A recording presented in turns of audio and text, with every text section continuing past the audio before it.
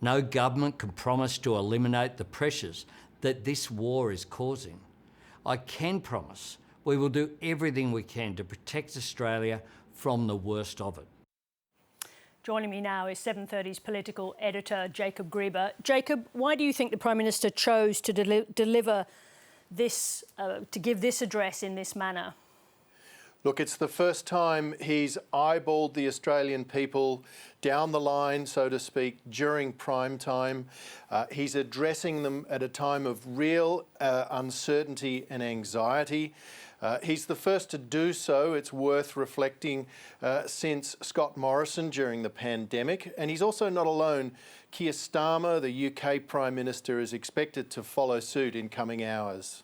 Just talk about the content a little bit and also the style of the presentation, Jacob. Do you think that he struck a sufficiently convincing tone? Look, it was a very steady but I think portentous delivery that we got from the Prime Minister. Given, frankly, the worsening global outlook, his central message is that the government has people's back and he's seeking to reassure them. But he's also telling Australians that there are many things they can do to help themselves and also help their fellow citizens. It's a theme he's likely to re-emphasise, Sarah, tomorrow at the National Press Club. Yet another big national platform in which he can reassure Australians that he's on top of this rolling, potentially worsening crisis. He may also talk about how the budget next month is affected by that. Is the ambition for economic reform now being parked, or does it still have some light on that hill for the Labor Party? Ultimately, though, so much of this depends on wherever this war is headed.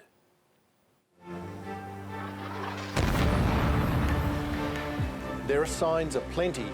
This war is about to enter a new phase. We're finishing the job, and I think within maybe 2 weeks, maybe a couple of days longer to do the job. But we want to knock out every single thing there. Donald Trump's Secretary of War making an appeal to a higher authority as the US war machine ramps up its presence. May his almighty and eternal arms of providence stretch over them and protect them and bring them peace. In the name of Jesus Christ, and amen. The Wall Street Journal reports a third US aircraft carrier strike group is deploying to the region, and there are thousands of Marines and airborne troops on their way.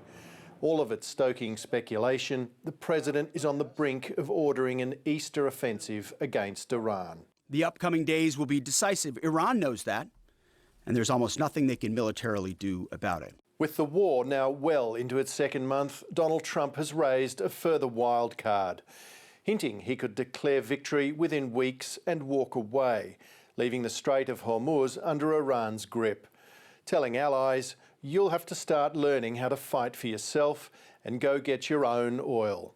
Either way, the uncertainty has left the Australian government flat out battening down the hatches. The reality is, the economic shocks caused by this war will be with us for months. Tonight's address to the nation has preempted a similar move by Donald Trump, slated for noon tomorrow Eastern Time. In contrast to the US President, Anthony Albanese has sought to prepare Australians for economic disruption to come, while for now urging people not to upend their plans. Enjoy your Easter. And if you're hitting the road, don't take more fuel than you need, just fill up like you normally would. Think of others in your community, in the bush and in critical industries. And over coming weeks, if you can switch to catching the train or bus or tram to work, do so. The Prime Minister's message was reinforced this morning by the Treasurer as he unveiled a series of measures to ease the burden on small business. We will get through this together if everyone does their bit, and what today's about is everyone doing their bit.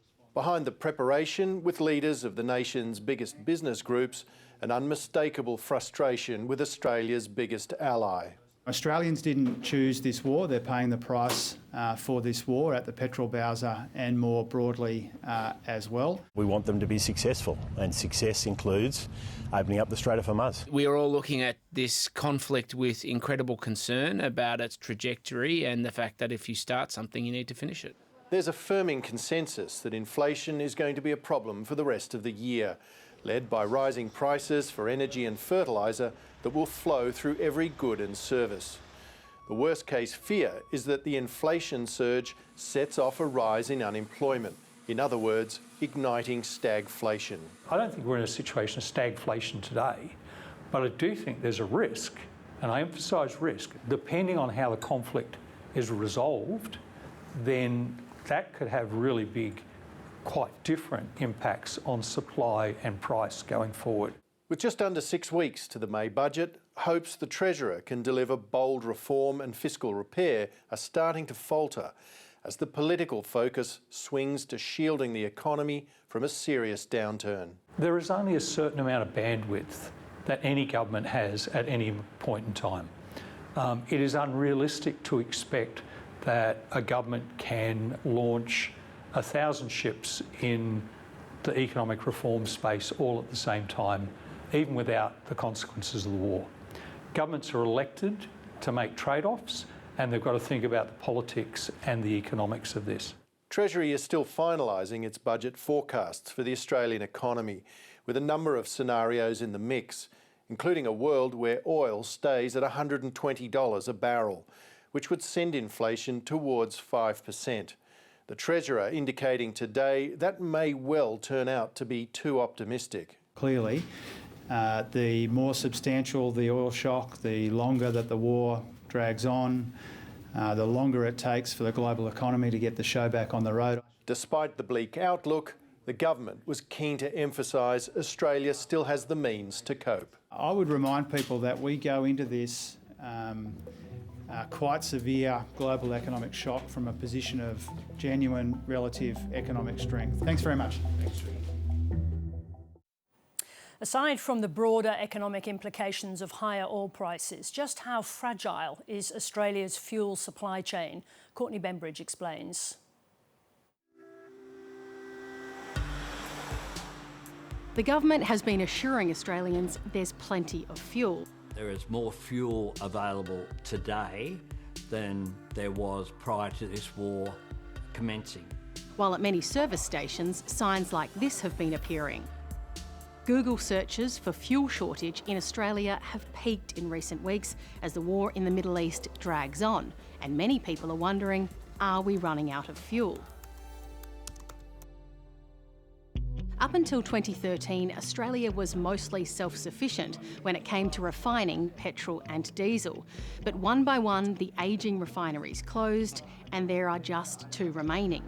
Look, go for the most efficient, lowest cost, which means in a lot of cases you export the manufacturing capability and you import the finished product. That certainly is cheaper.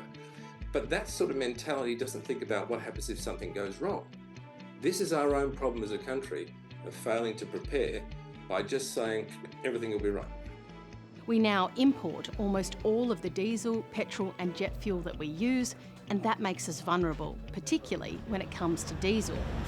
We use energy every day for everything. Producing food, delivery of food, food is transported from the farm to the supermarket shelf. It's all from trucks largely running on diesel. So who do we rely on? There's only 3 countries where we get 60% of our imports from. That is Singapore, South Korea and Malaysia. Well, let's start with diesel. Almost a third comes from South Korea, 15% from Singapore, and Malaysia and Taiwan are our next biggest suppliers. If we look at petrol, more than half comes from Singapore, then around 20% from South Korea, and around 10% each from India and Malaysia. But those countries are reliant on crude oil from the Middle East, and Iran is blocking it from leaving. So what happens when our Asian suppliers run out of oil? They then will have to make a decision. Well, do we prioritise the export market or do we prioritise the domestic market? And so this is where, I guess diplomacy will come in. And not forgetting that, Australia does have some leverage in this. We are a big exporter of LNG. Australia's Foreign Minister has been reminding supplying nations of that. We believe we're reliable and we ask for reliability in return. Australia and Singapore have made a joint commitment to continue the trade of fuels, swapping our LNG for their petrol and diesel. But Malaysia has already said it will prioritise its own needs, while China, a key supplier of jet fuel, has banned fuel exports. The government says it's secured shipments for the next month. Shiploads of fuel are arriving. But beyond that, there are questions. Australia is a member of the International Energy Agency, which means it's pledged to hold a buffer of at least 90 days of fuel imports, but it's never stuck to that, and the fuel we have in storage is much less than our counterparts. The last part of this equation is Australia's reliance on fuel, particularly diesel, and that's what has analysts spooked. It powers our whole economy, from trucks that transport food to machinery used in farming and mining every day. Because almost all of our diesel is imported and takes weeks to get here, even small disruptions cause big problems. Add to that panic buying and the distances the fuel needs to cover to get from ports to service stations, and the problem starts to become clear. The people who really get hit first is out in the regions, because the supply chains out there are quite thin, if you imagine. So where all the fuel comes into is in the major cities. In parts of Asia, there are already rations in place. The Philippines was the first in the world to declare an energy emergency. And in Myanmar, people are queuing for hours for fuel, and there are buying limits. In the 1970s, oil shocks forced Australia into nationwide fuel rationing. Those that were open were under heavy pressure. Queues of motorists stretched for blocks. But if blockages in the Middle East continue, analysts are warning this time shortages could be much tougher to overcome. We're in a far worse situation than ever before. If we go through all the supply shocks that the world has experienced since the 1970s, Australia's never been in such a vulnerable place. That could mean rationing and sky-high prices. But returning to our big question... Bottom line, we're not going to run out of fuel. We're not going to get that circumstance. There's oil from different places around the world, 80% of the world's supply. Yeah, we've only lost a fifth. That will still work its way through the system. It's just going to be a bit more difficult to manage. Also today, the federal government announced a memorandum of understanding with US artificial intelligence giant Anthropic, aimed at boosting local skills, investment and AI infrastructure in Australia. Tim Ayres is the Minister for Industry and Innovation. He joins me now. Tim Ayres, welcome to the programme. Oh, good day, Sarah. Thanks for having me on the show. Just before we get to AI, just a couple of questions about the Prime Minister's address this evening. Why did he choose this method of communicating with the public? Was he responding to criticism that he hasn't been seen to lead sufficiently during this crisis?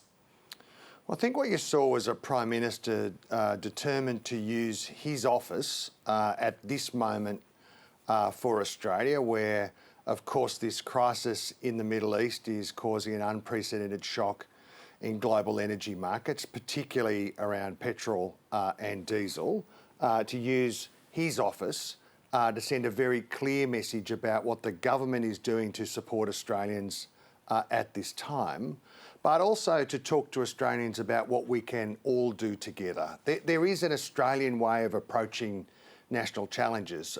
The fuel security plan that the Prime Minister led and took to the National Cabinet was adopted across party lines, across levels of government, in the national interest, and it sets out a very clear framework for governments, the private sector and Australians to work together to put us in the best position that we possibly can.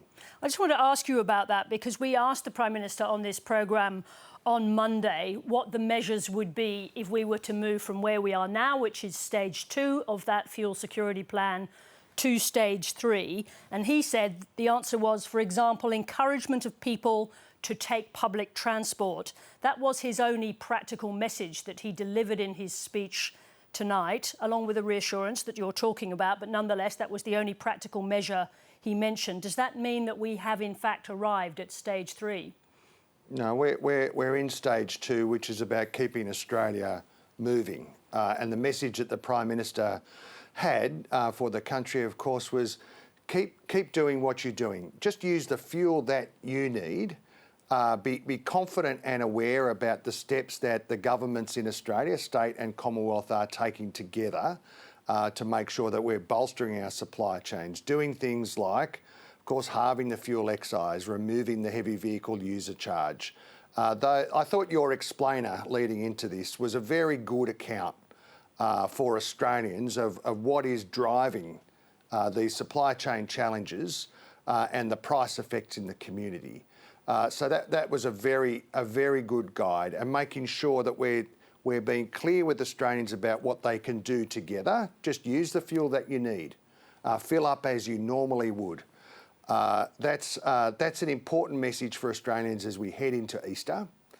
And be confident that the government will lead here, work with the states and territories, with the private sector as well, in a predictable and careful way that's in the national interest as we move through this situation. I think all Australians want to see us stay in this phase and then move back to phase one. And are we not? But this is an unprecedented shock, and we're making sure that we're ready to go. No one has used or no one has yet explained what the measures would be were we eventually to move towards rationing. Is that out of a fear of causing panic in the community, or have you not actually gamed out those steps?